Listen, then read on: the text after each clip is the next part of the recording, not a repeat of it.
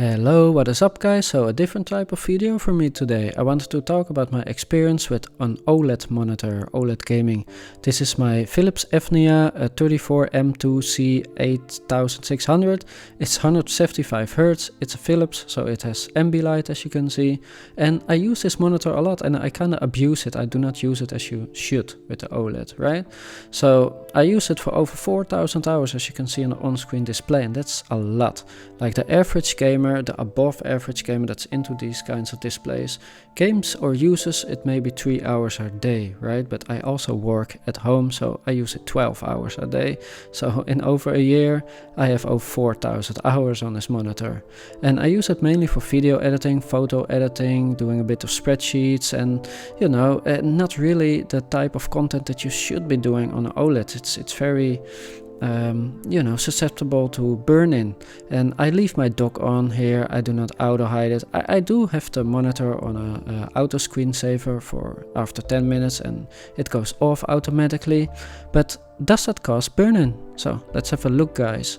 Here we have the gray tones, and I've double checked in real life with all these colors. There is no burn-in. Like, I can just be fast and clear about it. There is absolutely no burn-in, but I do have to mention one thing. I do use the monitor on the lowest brightness setting, so that's 0%, and we'll go over that later, why that's important.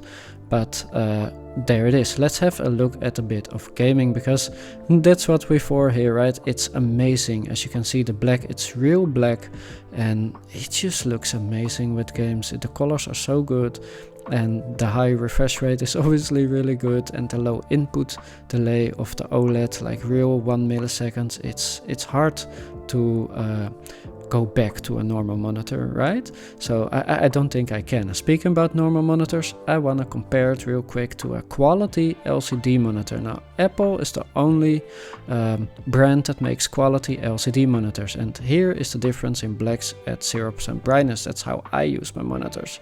But if you ramp it up, then yeah, this is black. Well, obviously it's not. So if you haven't had an OLED, this is the difference, and we're gonna go over a few of my wallpapers that you can get at my Discord for free. I made them myself. But if you use high brightness, then you will see a lot of difference in OLED and a quality LCD display. If you are a dark mode enjoyer like me and you use 0% brightness, the lower the brightness the better, then it's not a lot. But again, the key word here is quality panel, right? A quality LCD panel. Now, there are no quality LCD panels for PC, like you can argue otherwise, but I've had a lot of monitors and they just don't exist. They're always matte, they're never glossy, and they're always crappy, right? So this is the iPad, and realistically the only panel that will come close to this obviously is the Studio Display and the Pro Display XDR. Now, it looks very similar at low brightness. At high brightness, not so much, but except in the light mode wallpapers. And another thing is that the pixel density is actually very low on this display. That's one of my complaints. Like, it's not all good, and we're gonna go over the bad now. The pixel density of a retina monitor like the Pro Display XDR and the Studio Display and the iPad, it's much better.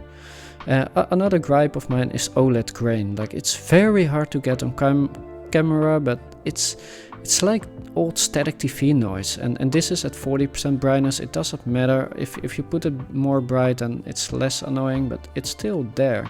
And this is on a gray background, but you can even see it on a normal background. Like here, you can see the trees flicker, and yeah, it's annoying. Like, it's not the end of the world, but it's annoying. But what's even more annoying is OLED flicker, and this is mainly a Windows issue. Like, I don't have this issue on macOS as much. I have seen it, but not like this.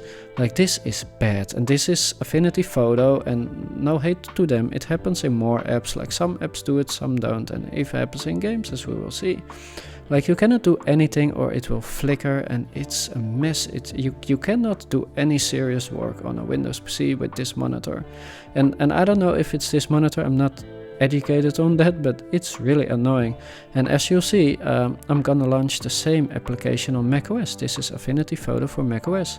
Now, it's very laggy, by the way, if you resize it, but that's not so much to do with macOS or the Mac, it's more to do with the app. It's a Windows focused app, and they are just bad often. Like here's a Apple focused photo editing app like Pixelmator Pro. Apple bought it and it's smooth as butter, right? So if you have a Mac, you will know it and you will learn that Windows software, it's just bad often, right? But let's go back to the flicker, because you will experience it in games as well. Like just to prove my point, it's not just like you can see it right here, and I'll zoom in a second.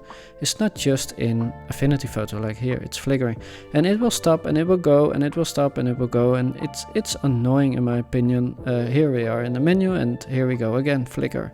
That went fast, so let's slow down, let's zoom in, and there it is. Now, if you can deal with it, then you got a very nice monitor. It looks very nice, especially with gaming. And I'm happy to say that after over 4,000 hours of use, there is no burn-in.